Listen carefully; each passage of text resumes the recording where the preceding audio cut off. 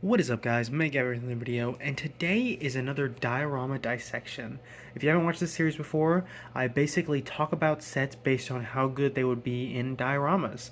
Um, I know a lot of YouTube channels do reviews, and I think they're great. I think that they honestly do just like in detail reviews better than I really could.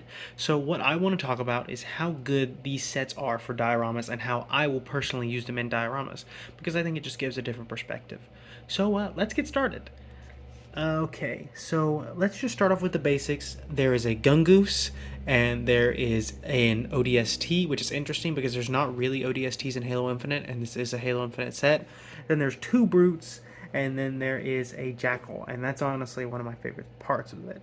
So I'm actually going to start out with the Gungoose. Now, let's take a look at the Gungoose. It's pretty plain. I mean, that's kind of the critique of all of the warthog or mongoose mongooses in this series, that they just kind of look a little bit dull, and I'll actually get one for comparison. So here is the other mongoose, and they just kind of look plain, like they don't really fill out their form very much, and I think that mainly comes from the back being just very thin, and you can see the little wheel bits, which, you know, if you have them in dioramas and they're facing this way, like they're going forward, it looks totally fine. I mean, I'd even say it looks good from the front. Once you start getting angles like this where you're seeing that red, which I kind of hate in dioramas. I hate when I'm trying to film and I see that goofy red color underneath something that's supposed to have wheels attached. It takes out the immersion, in my opinion. But then again, that could just be me being nitpicky. But then again, that's what reviews are for, isn't it? But yeah, I'd say that it's pretty good compared to the other one. I even say it looks a little better, but they're both just a little bit bland to me. However, they do take a little bit of a better form once you have some figures on it. So let's go ahead and do that. Now, this is more like it. I love these two figures, by the way. But anyway, I think that this just kind of hides the flaws in it, and that how it looks kind of bare bones and thin.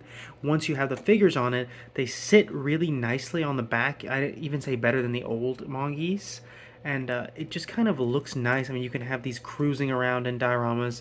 I honestly will probably get I already have a few Mongi, so I might get one more of these just to have as small forces in a diorama. But I think that looks really nice. Yeah, again, this hides some of the flaws. I try to not have the new Mongoose by itself, but with the figures, it adds a really nice touch. So yeah, I'd say it's pretty decent. Now let's move on to the figures.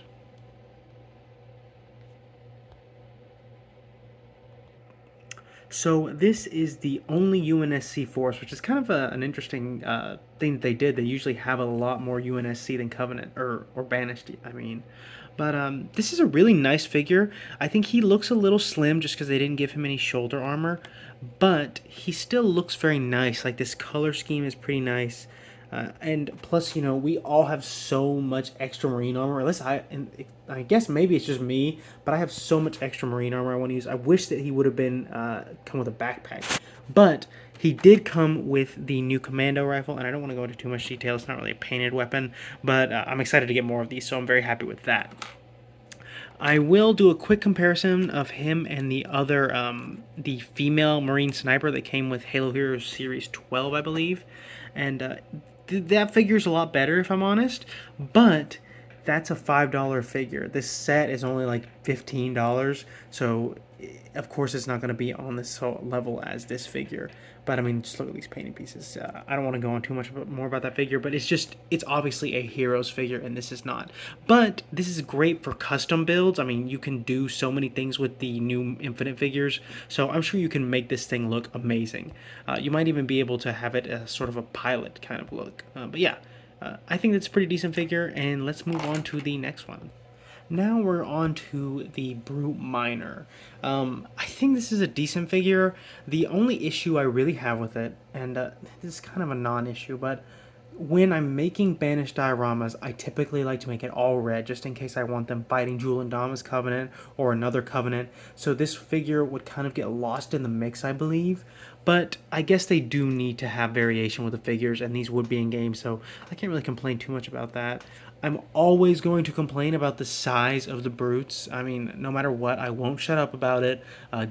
No matter what people tell me, I will always complain that the brutes are too small. So yeah, there's that little issue, but it's a nice figure. It's pretty decent, but it doesn't really stand out in my opinion. Nothing special, not really even worth army building in my humble opinion. And to contrast the more glower opinions of the last one, I hope that's a word, but is the Brute Major, or Captain. I guess it probably goes by either one, but maybe let's go Captain. Again, this one actually does fit with the Banished theme, and it's in a color that I haven't seen before, at least. I know there's a lot of Brute Majors, but they're in like a maybe darker red, or yeah, probably a darker red. This is a really nice figure.